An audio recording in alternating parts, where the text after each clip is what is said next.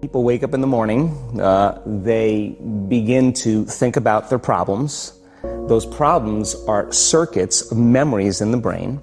Each one of those memories are connected to people and things at certain times and places. And if the brain is a record of the past, the moment they start their day, they're already thinking in the past. Each one of those memories has an emotion. Emotions are the end product of past experiences. So the moment they recall those memories of their problems, they all of a sudden feel unhappy, they feel sad, they feel pain. Now, how you think and how you feel creates your state of being. So the person's entire state of being when they start their day is in the past. So what does that mean? The familiar past will sooner or later be predictable future. So if you believe that your thoughts have something to do with your destiny, and you can't think greater than how you feel, or feelings have become the means of thinking, by very definition of emotions, you're thinking in the past. And for the most part, you're going to keep creating the same life. So then people grab their cell phone, they check their WhatsApp, they check their text, they check their emails, they check Facebook, they take a picture of their feet, they post it on Facebook, they tweet something, they do Instagram, they check the news, and now they feel really connected to everything that's known in their life. And then they go through a series of routine behaviors. They get out of bed on the same side, they go to the toilet, they get a cup of coffee, they take a shower, they get dressed, they drive to work the same way, they do the same things, they see the same people, they push the same emotional buttons, and that becomes the routine, and it becomes like a program. So now they've lost their free will to a program, and there's no unseen hand doing it to them. So when it comes time to change, the redundancy of that cycle becomes a subconscious program. So now, 95% of who we are by the time we're 35 years old is a memorized set of behaviors, emotional reactions, unconscious habits, hardwired attitudes, beliefs, and perceptions that function like a computer program. So then a person can say with their 5% of their conscious mind, I want to be healthy, I want to be happy, I want to be free. But the body's on a whole different program. So then how do you begin to make those changes? Well, you have to get beyond the analytical mind, because what separates the conscious mind from the subconscious mind is the analytical mind. And that's where meditation comes in, because you can teach people through practice how to change their brainwaves, slow them down. And when they do that properly, they do enter the operating system where they can begin to make some really important changes. So most people then wait for crisis or trauma or disease or diagnosis. They wait for loss, some tragedy to make up their mind to change. And my message is, why wait? And you can learn and change in a state of pain and suffering, or you can learn and change in a state of joy and inspiration. And I think right now, the cool thing is that people are waking up. Most people spend 70% of their life living in survival and living in stress. So they're always anticipating the worst case scenario based on a past experience. And they're literally, out of the infinite potentials in the quantum field, they're selecting the worst possible outcome, and they're beginning to emotionally embrace it with fear. And they're conditioning their body into a state of fear. Do that enough times, body has a panic attack without you. You can't even predict it because it's programmed subconsciously. So people become addicted to the rush of those emotions, and they use the problems and conditions in their life to reaffirm their limitation, so at least they can feel something. So now when it comes time to change, you say to the person, why are you this way? Well, every time they recall the event, they're producing the same chemistry in their brain and body as if the event is occurring, firing and wiring the same circuits and sending the same emotional signature to the body. Well, what's the relevance behind that? Well, your body is your unconscious mind.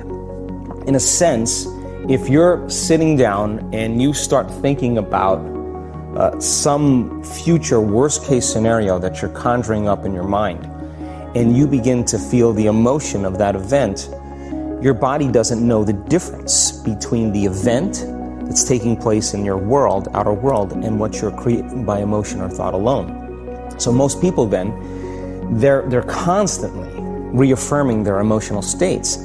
So when it comes time to give up that emotion, they can say, I really want to do it. But really the body is stronger than the mind because it's been conditioned that way.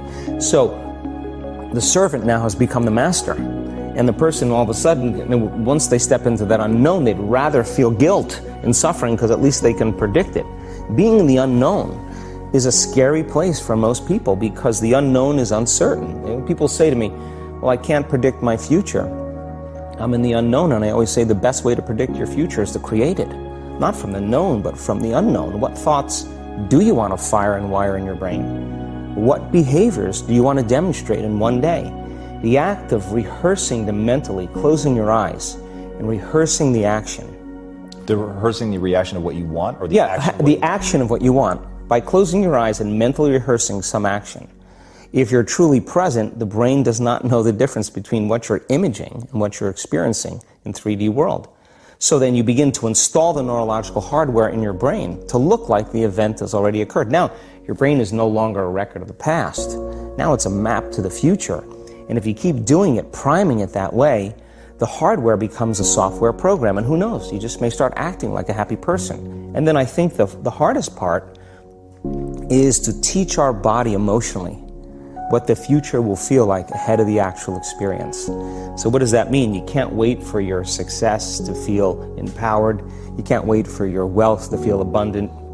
You can't wait for your new relationship to feel love, or your healing to feel whole. I mean, that's the old model of reality, of cause and effect, waiting for something outside of us to change how we feel inside of us. And when we feel better inside of us, we pay attention to whoever or whatever caused it. But what that means then is that from the Newtonian world is that most people spend their whole life living in lack, waiting for something to change out there. What do you mean the Newtonian world? The Newtonian world is all about the predictable. It's all about predicting the future. But the quantum model of reality is about causing an effect. The moment you start feeling abundant and worthy, you are generating wealth. The moment you're empowered and feel it, you're beginning to step towards your success. The moment you start feeling whole, your healing begins. And when you love yourself and you love all of life, you'll create an equal. And now you're causing an effect. And I think that's the difference between living as a victim in your world, saying, I am this way because of this person or that thing or this experience. They made me think and feel this way. When you switch that around, you become a creator of your world, and you start saying, my thinking and my feeling is changing an outcome in my life. And now that's a whole different game, and we start believing more that we're creators of reality. And most people, when they have a thought, they just think that that's the truth. And I think one of my greatest realizations in my own journey was, just because you have a thought doesn't necessarily mean it's true. So if you think 60 to 70,000 thoughts in one day, and we do, and 90% of those thoughts are the same thoughts as the day before, and you believe that your thoughts have something to do with your destiny, your life's not going to change very much, because the same thought leads to the same choice leads to the same behavior creates the same experience, and the same experience produces the same emotion. And so then the act of becoming conscious of this process to begin to become more aware